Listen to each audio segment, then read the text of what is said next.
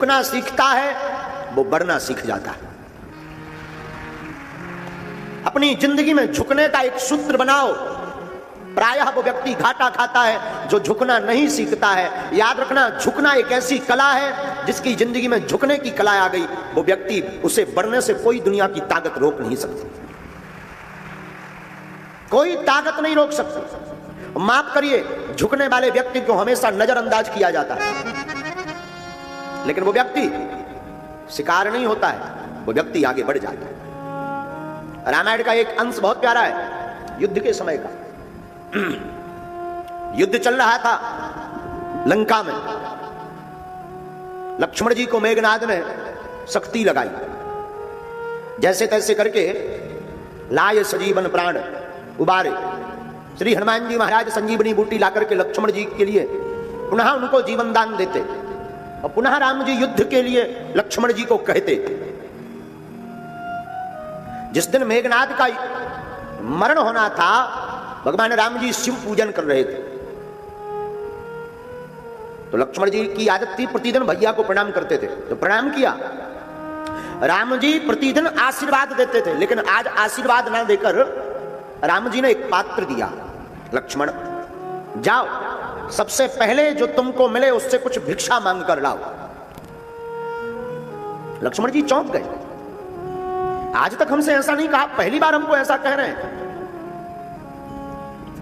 हाथ में वह पात्र लेकर के लक्ष्मण जी चले, और आप सोच करके आश्चर्यचकित होंगे, लक्ष्मण जी को सबसे पहले रावण का एक सैनिक मिला। प्रायः होता यह था कि युद्ध में अगर रावण का सैनिक मिल जाए तो लक्ष्मण जी या अन्य वानर उसको तुरंत मार देते थे,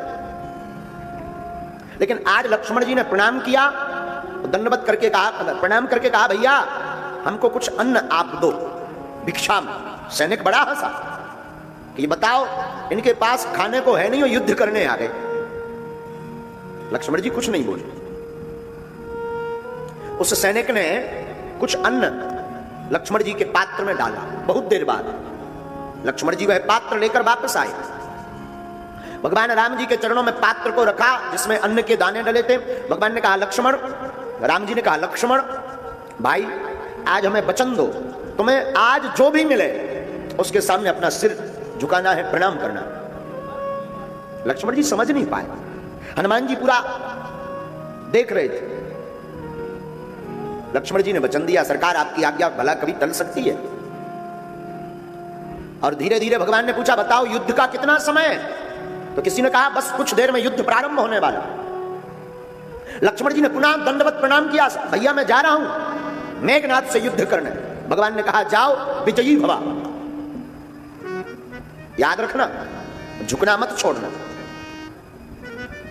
लक्ष्मण जी मेघनाद के सन्मुख खड़े होते हैं। वैसे तो मेघनाद और लक्ष्मण जी का कोई युद्ध नहीं, दो सतित्व नारियों का युद्ध था, उर्मिला का और मेघनाद की पत्नी का। लेकिन आज लक्ष्मण जी जब मेघनाद के सामने खड़े हुए तो मेघनाद ने ब्रह्मास्त्र का प्रयोग किया और लक्ष्मण जी उसको काटने के लिए बाण चलाने ही वाले थे, तब तक अपनी भाई की बात याद आ गई। भाई ने कहा था जो भी आवे प्रणाम करना, तो पहले मेघनाद को सिर झुकाकर प्रणाम किया लक्ष्मण जी ने। फिर जो ब्रह्मास्त्र आया था, जो मेघनाद ने ब्रह्मास्त्र छोड़ा था, उसको प्रणाम किया, ब्रह्मास्त्र वापस हो गया।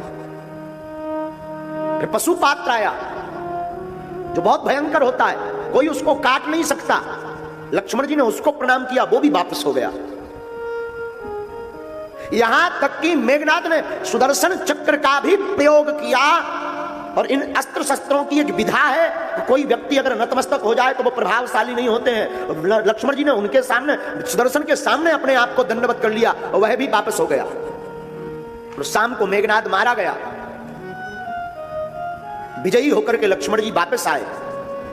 वापस आकर के लक्ष्मण जी बैठे ही थे कि हनुमान जी को तो सुबह से वही चित्त में कौतुक गूंज रहा था। राम जी के पास जाकर के हनुमान जी कहते सरकार आज भिक्षा मांगने की कला हमें समझ में नहीं आई, आपने लक्ष्मण जी से भिक्षा क्यों मंगवाई और यह पात्र क्यों दिया और लक्ष्मण जी को प्रणाम करने की आज्ञा क्यों दी? सरकार हमें आप जरा बताने का कष्ट करेंगे? तो राम जी मुस्कुरा करके बोले हनुमान हम लक्ष्मण जी को सिर्फ ये सिखाना चाहते हैं, जो व्यक्ति झुकना सीख जाता है वो इंद्रजीत मेघनाद से युद्ध जीतना भी सीख जाता है। वरना मेघनाद से जीतना असंभव था।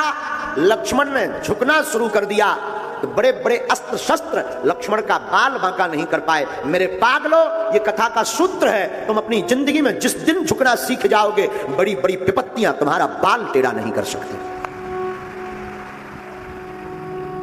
बड़े बड़े संकट आपका कुछ नहीं बिगाड़ सकते। आप कहोगे महाराज झुकेंगे भी तो बड़ी आफत है। कोई आफत नहीं है। तुम्हें लगता है तुम झुकोगे तो दुनिया वाले तुम पर हंसेंगे।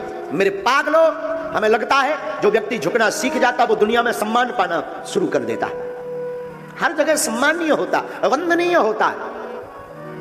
भला हनुमान जी जैसा बलवान कौन हो सकता, लेकिन लंका में जाकर के हनुमान जी झुके। इन कथाओं का सारांश है, अर्थ है कि आप अपनी जिंदगी में झुकना प्रारंभ करो। मेरे पागलो, वो व्यक्ति बहुत जल्दी टूट जाता है जो झुकना नहीं सीखता। इस पूरी दुनिया में तुम्हें सुनकर बहुत आश्चर्य लगेगा, इस पूरी दुनिया में लड़ाई अगर किसी बात की है तो वो ईगो की लड़ाई। व्यक्ति अपना अपना अहम, अगर एक